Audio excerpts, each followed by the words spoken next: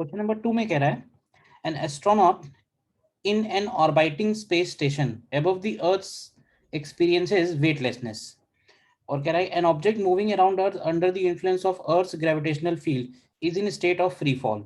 तो देखो ये theoretical क्वेश्चन है थोड़ा, और ऐसे आप समझिए कि जब हम लोग अर्थ पे खड़े हैं, ठीक है,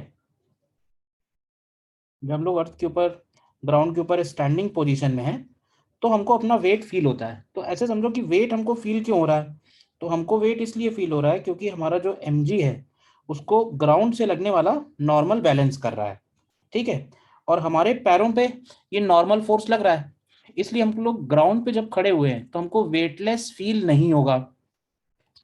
at the same time suppose अगर हम फ्री फॉल कर रहे हैं नियर अर्थ सरफेस, मान लो ग्रेविटी mg से g से नीचे गिर रहे हैं, तो इस सिचुएशन को हम लोग बोलते हैं कि दैट दिस इज वेटलेसनेस।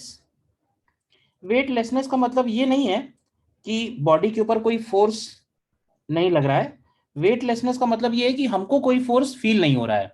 तो इस केस में वेटलेसनेस इसलिए है क्योंकि हम लोगों को कोई भी नॉर्मल फोर्स नहीं लग रहा है। ये नॉर्मल फोर्स जो है यही हमको वेट फील कराता है।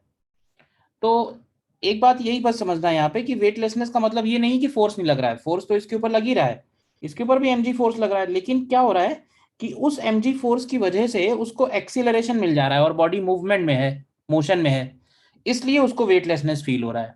तो सेम टाइप की सिचुएशन होती है जब कोई भी ऑर्बिटिंग स्पेस स्टेशन में होगा, क्योंकि अगर अर्थ के अराउंड ऑर्बिटिंग स्पेस स्टेशन में है तो जो भी फोर्स mg उस बॉडी के ऊपर लग रहा है वो mg फोर्स उसको सेंट्रीपिटल फोर्स प्रोवाइड हो रहा है, और उसका रेडियल एक्सीलरेशन है जी के इक्वल।